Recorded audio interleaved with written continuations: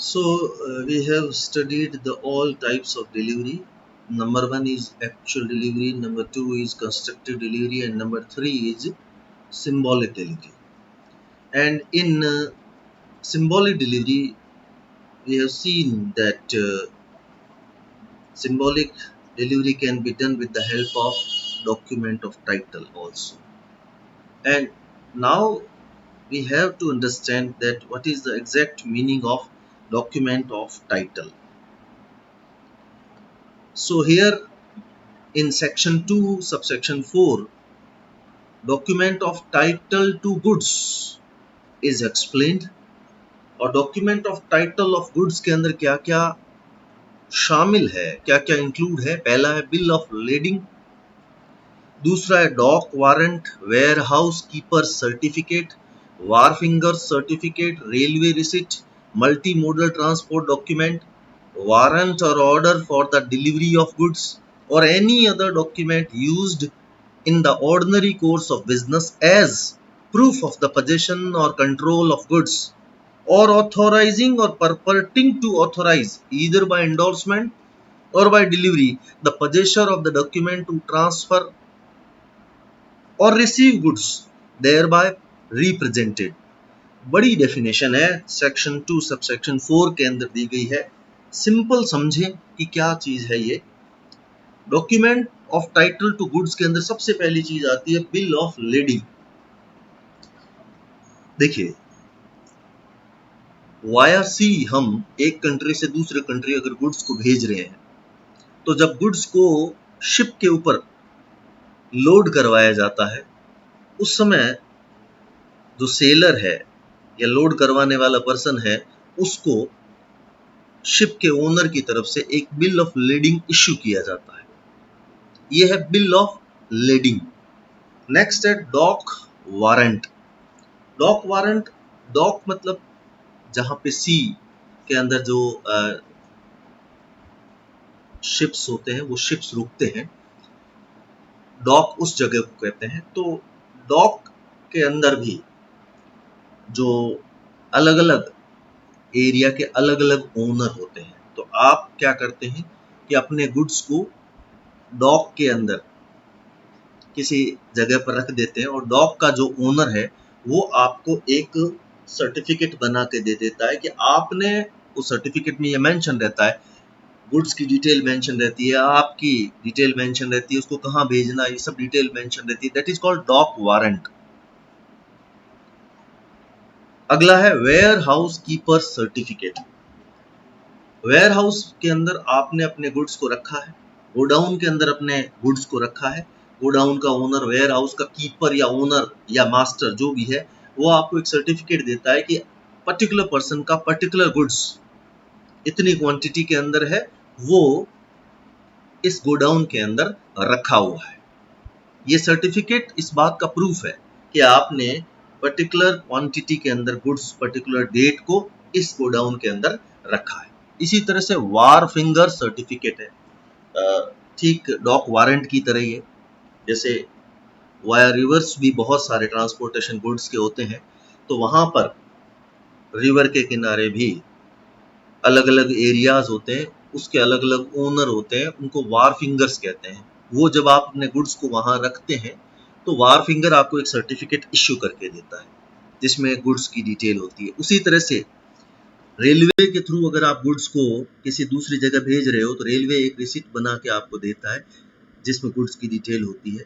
Multi modal transport document भी, जब आप अपने गुड्स को किसी दूसरी कंट्री या दूसरी जगह भेज रहे हो, तो पार्टली उस गुड्स को आप वाया सी भेजोगे, वाया रिवर भेजोगे, पार्टली वाया एयर भेजोगे, तो वहां पर जो डॉक्यूमेंट इश्यू होता है उसको मल्टी मोडल ट्रांसपोर्ट डॉक्यूमेंट कहते हैं।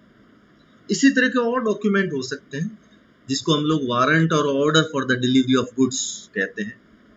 ये गुड्स का जो ओनर है वो इश्यू करके देता, जो गुड्स का बायर है, परचेजर है, उसको। और भी कोई डॉक्यूमेंट हो सकता है, ये लिस्ट कंप्लीट नहीं है। और कोई भी ऐसा डॉक्यूमेंट जो ऑर्डिनरी कोर्स ऑफ बिजनेस के अंदर यूज होता है, किस पर्पस के लिए, एज ए प्रूफ। प्रूफ किस चीज का? Proof of the position. यानी कोई भी ऐसा डॉक्यूमेंट जो बिजनेस के ऑर्डिनरी कोर्स में यूज होता है, और अगर वो डॉक्यूमेंट उस तरह के बिजनेस के अंदर किसी पर्सन के पास में है और वो पर्सन उस डॉक्यूमेंट को अगर दिखा देता है तो उस पर्सन को उस गुड्स का पोजीशन मिल जाएगा, उस गुड्स का कंट्रोल मिल जाएगा। ठीक है, तो और देखिए, और ऑथोराइजिंग यानी वो जो document of title to goods है, वो जिसके हाथ में, वो पर्सन इस बात के लिए ऑथोराइज है कि वो गुड्स को रिसीव कर सकता है। वो चाहे तो गुड्स को किसी और पर्सन को आगे ट्रांसफर भी कर सकता है। अब सपोज करिए मेरे पास में किसी गुड्स के document of title to goods है, और मैं चाहूं तो वो document of title to goods के बेसिस पर चाहूं तो खुद गुड्स को रिसीव कर लूं, चाहूं तो किसी और पर्सन को आगे ट्रांसफर भी कर सकता हूं। ऐसा करने के लिए कई बार ऐसा होता है कि मेरे पास में जो document of title to goods है उसके ऊपर मैं अपने सिग्नेचर या एंडोर्समेंट कर देता हूँ। एंडोर्समेंट करके उस पर्सन का नाम लिख देता हूँ जिस पर्सन को मुझे वो गुड्स आगे ट्रांसफर करना है, जिसको कहते हैं कि बाय एंडोर्समेंट मैंने कर दिया है। या मैं वो सिर्फ, कई बार एंडोर्समेंट भी नहीं करना पड़ता, सिर्फ document of title to goods किसी थर्ड पर्सन को मैंने दे दिया है। अब वो थर्ड पर्सन उस document of title to goods को ले जाकर रेलवे को दिखाएगा या जो मास्टर ऑफ द सी है उसको दिखाएगा। तो जैसे ही दिखाएगा, दिखाते ही उसको गुड्स का डिलीवरी मिल जाएगा। The possessor of the document to transfer or receive goods thereby represented. तो ये document of title to goods है, लंबी डेफिनेशन है। एग्जाम्पल्स भी यहाँ पर दिया हुआ है। Illustrative, this list is only illustrative not exhaustive.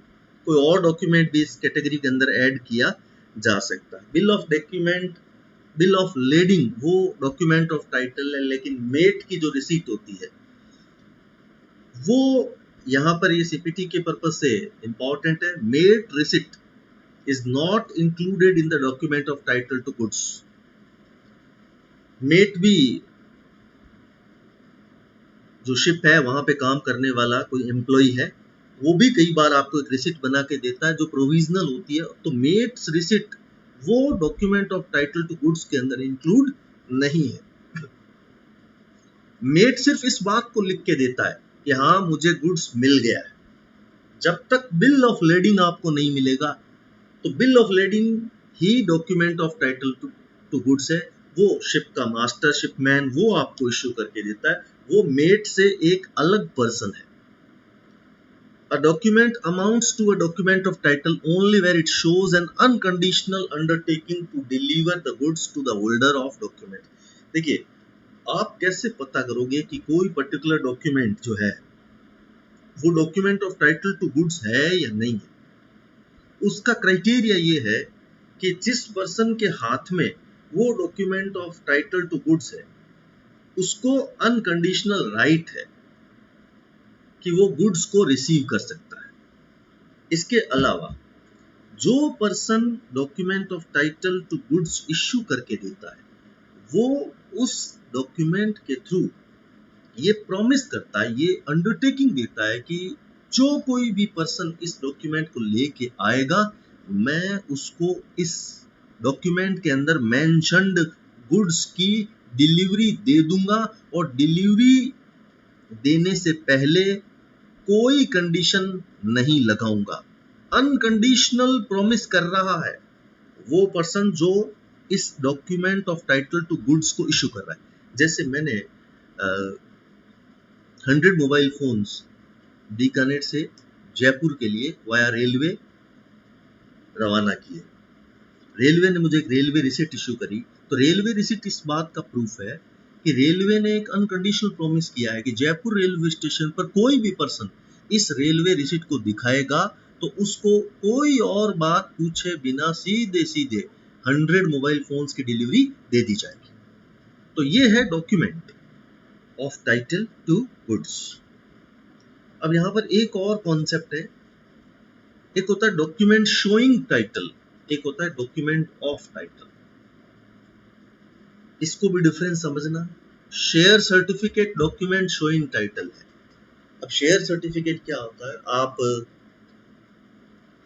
Public company के शेयर्स परचेज करते हैं, प्राइवेट कंपनी के शेयर्स भी परचेज करते हैं। आप जब शेयर्स कंपनी से अलॉटमेंट के अंदर परचेज करते हैं, तो पहले, आजकल तो नहीं, आजकल तो कंपनी शेयर सर्टिफिकेट इशू नहीं करती है। आजकल तो आपके डीमैट अकाउंट, स्पेशल टाइप का अकाउंट होता है, उसके अंदर सीधे शेयर्स क्रेडिट होते हैं। पहले जब फिजिकल फॉर्म में शेयर्स इशू किए जाते थे तो कंपनी एक शेयर सर्टिफिकेट इशू करती थी। उस शेयर सर्टिफिकेट में आपका नाम मेंशन रहता था, नंबर ऑफ शेयर्स जो आपको अलॉट हुए वो मेंशन रहते थे, कंपनी का नाम ऊपर रहता था, आपने उसके ऊपर कितना पे कर दिया है, कितना बाकी है वो मेंशन रहता था, कंपनी की तरफ से ऑथराइज पर्सन के सिग्नेचर और कंपनी की कॉमन सील भी हुआ करती थी। ये सब चीजें, सर्टिफिकेट नंबर भी होता था। ये डॉक्यूमेंट शोइंग टाइटल होता था, डॉक्यूमेंट शोइंग टाइटल होता था, उसमें आपका नाम है। सपोज करिए मैं अशोक प्रेम, मैंने एक कंपनी है हिंदुस्तान लीवर लिमिटेड, उसके शेयर्स अलॉटमेंट के अंदर कंपनी से परचेज किए, कंपनी ने शेयर सर्टिफिकेट मेरे नाम पर इशू कर दिया। अब मैं किसी दूसरे पर्सन मिस्टर एक्स को ये ट्रांसफर करना चाहता हूं तो कर सकता हूं। तो जो शेयर सर्टिफिकेट है ये डॉक्यूमेंट शोइंग टाइटल है, मेरे पास में ये डॉक्यूमेंट है, तो ये इस बात का प्राइमा फेसी प्रूफ है कि मैं इस शेयर सर्टिफिकेट के अंदर मेंशन किए गए 100 शेयर्स, मान लेते हैं 100 शेयर्स का ओनर हूं, प्राइमा फेसी एविडेंस है। अगर कोई दूसरा पर्सन आके ये प्रूव कर दे कि मैंने फोर्जरी से ये शेयर सर्टिफिकेट हासिल किया है, तो मेरा नाम कंपनी के शेयर होल्डर्स की लिस्ट में से काटकर उस पर्सन का जो रियल ओनर है उस पर्सन का नाम ऐड किया जाएगा। यानी मैं सिर्फ प्राइमा फेसी ओनर हूं। अगर कोई दूसरा पर्सन मुझसे बेटर टाइटल प्रूव कर देगा तो उसका नाम आ जाएगा। ये डॉक्यूमेंट शोइंग टाइटल है, ये डॉक्यूमेंट ऑफ टाइटल नहीं है, क्योंकि डॉक्यूमेंट ऑफ टाइटल होता तो जैसे ही मैं ये शेयर सर्टिफिकेट किसी दूसरे पर्सन एक्स को देता और एक्स वो शेयर सर्टिफिकेट ले जाकर कंपनी के पास में जाता, तो कंपनी बिना कुछ पूछे सीधे सीधे वो शेयर्स उसके नाम पर दे देती। शेयर्स भी गुड्स की कैटेगरी के अंदर आती है, तो शेयर्स उसके नाम पर ट्रांसफर कर देती, कुछ नहीं पूछती। तो डॉक्यूमेंट शोइंग टाइटल सिर्फ इस बात का प्राइमा फेसी एविडेंस होता है, प्रथम दृष्टया प्रमाण होता है कि जिस पर्सन का नाम शेयर सर्टिफिकेट के अंदर मेंशन है वो उतने शेयर्स का ओनर है। कब तक? जब तक कि कोई दूसरा पर्सन आके बेटर टाइटल प्रूव नहीं कर देता। लेकिन डॉक्यूमेंट ऑफ टाइटल इस बात का कंक्लूसिव प्रूफ होता है, पक्का सबूत होता है। जो भी पर्सन लेके आएगा, अगर मैंने मिस्टर एक्स को कोई document of title to goods जो है वॉलेंटरीली ट्रांसफर किया, वॉलेंटरीली दिया है, और वो पर्सन ले जाकर रेलवे को, शिप मास्टर को वो document of title to goods दिखाता है, तो उसको गुड्स की डिलीवरी मिलेगी। Now the next definition is mercantile agent, and this is mentioned in section 2 subsection 9. This is one of the examples of agent, one of the types of agent. An agent having in the customary course of business as such agent authority either to sell of goods or to consign goods for the purpose of sale, or to buy goods, or to raise money on the security of goods. These all are the rights of mercantile agent. A mercantile agent on the behalf of his principal can do following things. Number 1, sell the goods of his principal. Number 2, consign goods for the purpose of sale. This means mercantile agent can send or can deliver the goods to any other person for the purpose of sale, or to buy goods, or to raise money. यानी कि goods को किसी third person को pledge करके money भी raise कर सकता है, पैसा उधार ले सकता है उस बिजनेस के पर्पस से जो बिजनेस वो अपने प्रिंसिपल के बिहाफ पर चला रहा है। That is called mercantile agent. And mercantile agent के कई तरह के आप एग्जाम्पल ले सकते हैं। मर्केंटाइल एजेंट ही है, ये ऑक्शीनियर है, फैक्टर्स हैं, ब्रोकर है। ऑक्शीनियर क्या होता है? जैसे कई बार ऐसा होता है कि हमें बहुत सारे गुड्स जो है उनकी ऑक्शन करवाना होता है, तो ऑक्शन करवाने के लिए कुछ एक्सपर्ट्स हो सकते हैं, कुछ ऐसे लोग हो सकते हैं जिनका काम दूसरे लोगों का के गुड्स का ऑक्शन करवाना हो, तो वो उस पर्पज के लिए अपना कमीशन लेते हैं। तो मैंने अपने गुड्स को किसी दूसरे पर्सन को हैंड ओवर किया कि आप मेरे बिहाफ पर इन टर्म्स एंड कंडीशंस के साथ इन गुड्स को आप ऑक्शन करिए। तो मैं प्रिंसिपल हो गया और वो पर्सन जिसको हम ऑक्शीनियर कहते हैं वो मर्केंटाइल एजेंट का ही एक टाइप है। अब ऐसा नहीं है कि मैं एज अ प्रिंसिपल उस ऑक्शीनियर के जो भी राइट्स एंड ड्यूटीज कस्टमरीली होते हैं, परंपरागत रूप से होते हैं, उनके अंदर कुछ रेस्ट्रिक्शन नहीं लगा सकता, उसको एक्सटेंड नहीं कर सकता। कर सकता हूँ, अगर करना चाहूँ तो इसके लिए मुझे एक्सप्रेस तरीके से कॉन्ट्रैक्ट अपने एजेंट के साथ करना चाहिए कि आपके राइट्स एंड ड्यूटीज के अंदर मैं ये कमी कर रहा हूँ या ये मैं उसको इंक्रीज कर रहा हूँ, और इसकी इंफॉर्मेशन मुझे पब्लिक को भी देनी चाहिए कि मैंने अपने एजेंट के राइट्स एंड ड्यूटीज के अंदर ये कमी कर दी है या ये बढ़ा दिया है वगैरह वगैरह।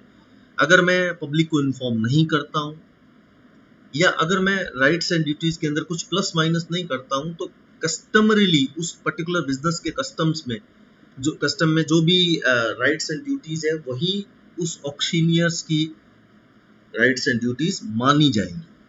इसी तरह से फैक्टर्स और ब्रोकर्स होते हैं, जैसे हम ग्रेन मार्केट के अंदर फैक्टर्स होते हैं जो कि फार्मर से उनकी उपज को लेते हैं, उनके ग्रेन्स को लेते हैं और आगे फार्मर्स के बिहाफ पर बेचते हैं। फैक्टर्स होते हैं, वो भी मर्केंटाइल एजेंट के ही टाइप माने जाते हैं। ब्रोकर्स भी है।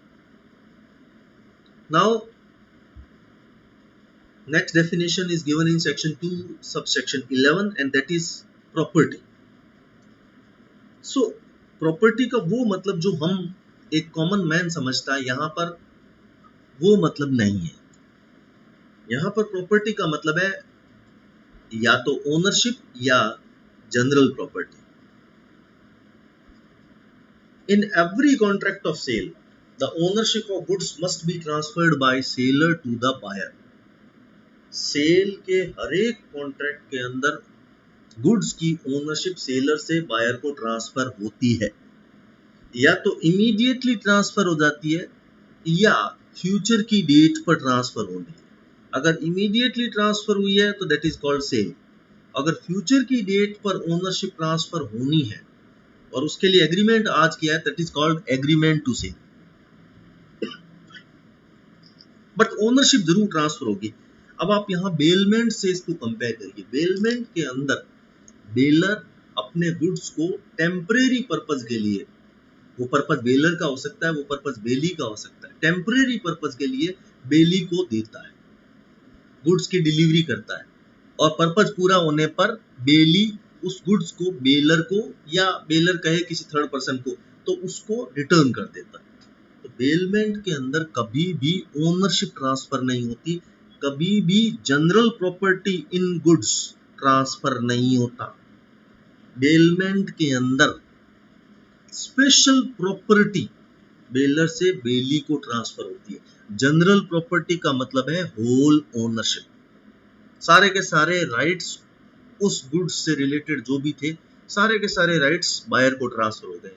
और स्पेशल प्रॉपर्टी का मतलब है कोई पर्टिकुलर राइट या थोड़े बहुत राइट्स वो एक पर्सन से दूसरे पर्सन को ट्रांसफर होते हैं, जैसे बेलमेंट के अंदर होते हैं। जैसे मैंने अपनी बाईसाइकिल किसी दूसरे पर्सन को यूज करने के लिए दी है, तो मैंने सिर्फ यूज करने का राइट यानी एक स्पेशल प्रॉपर्टी यानी एक स्पेशल राइट दूसरे पर्सन को ट्रांसफर किया है।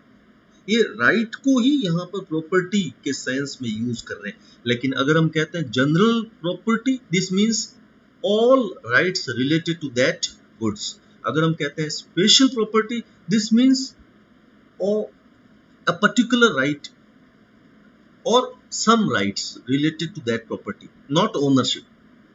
तो सेल के अंदर हमेशा जनरल प्रॉपर्टी ट्रांसफर होती है, ओनरशिप ट्रांसफर होती है। ये अलग बात है कि सेल में इमीडिएटली हो जाती है और एग्रीमेंट टू सेल के अंदर फ्यूचर की डेट पर जनरल प्रॉपर्टी या ओनरशिप ट्रांसफर होती है। सो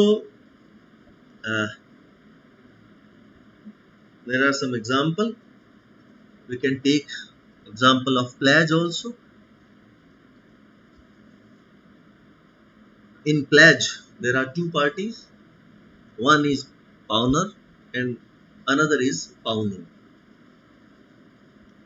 Pawner has delivered the goods to the pawnee, and in the return of that goods, he receives some money. तो पाउनर ने अपने कुछ गुड्स को, वैल्यूएबल गुड्स है, वो पाउनी को ट्रांसफर किए. इसके बदले में पाउनी ने पाउनर को कुछ मनी दिया है. So the pawnor is debtor and pawnee is creditor. और कंडीशन क्या है?